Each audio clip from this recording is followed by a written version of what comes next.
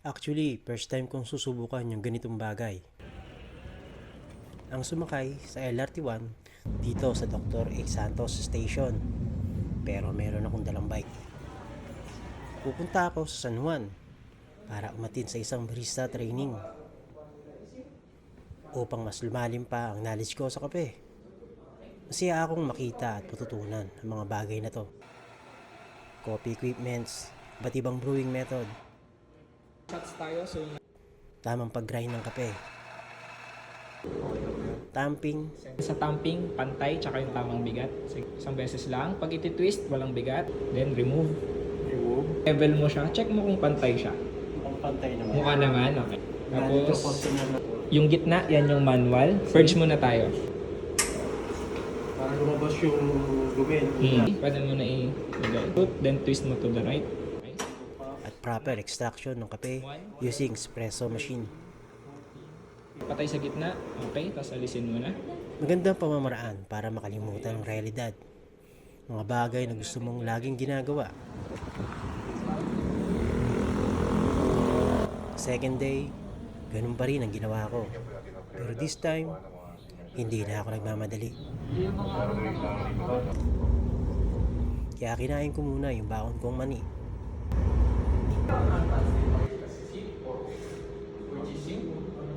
Burn na muna bago lagyan ng coffee. Yes. Okay. Tinuro din sa amin ni Coach JV paano mag-brew using siphon. Gaano katagal to? Water dad. So, pag masasabi mo? So, ito yung Sir, ano eh. pag-explain po ang nangyayari. Ganito nangyari, alam mo yung Power Pop Girls? Power pop. Ito yung formula na ginamit ni Professor. Oo. Kaya sila nagkaroon ng, ano eh, Big Bang Impact. Ito yung chemical X. Oo. Sige nga. Okay. Once na ganyan na yung flow niya, Medyo, ano na, mabagal na yung medyo ground. Silagay mo lang lahat. Nakakatuwa. Parang science experiment. Pakiramdam ko, para akong bata na nakakita ng magic. Ano sabi mo? Galing no na, bumaba ang water. Iwababa niya rin pala pagka nagbo-boil. Ang galing. Ay, ang galing. Proper milk steaming. Yan daw ang isa sa mga sikreto para makagawa ng magandang latte art. 30%. Okay. Hissing sound, 1. Mainit na. So, gawin natin yung ginawa kanina. This time, hindi ganun kadiin. Okay na yun. Sa pagkakataong ito, pinili ko maging kampante habang inaalala yung mga natutunan ko kahapon. One shot. Madalas ay dinadaan ko sa biro pampawala ng kaba. You see the karma? Hindi na. Steam. Okay, so tapos tayo konti. Kunin natin yung pinakagitna.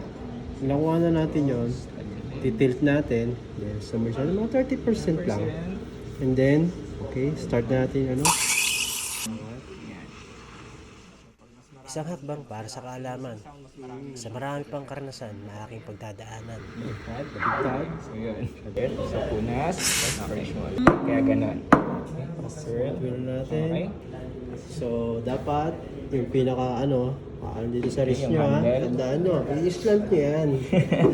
Tapos, syempre, 6 count. 6 count lang. 1, 2, 3, 4, 5, 6. Okay. And then, Parang si Sir Nia yung may coffee shop. Okay. okay lang, hintayin natin. Okay. Up. Got Ubas. yun. Naku. Okay. So, sige, baba na natin. So, Explain na yung actually, yung art ko, it's a self-expression ng abstract. Mga taong makikilala mo at magbibigay sa iyo ng bagong kwento at aral.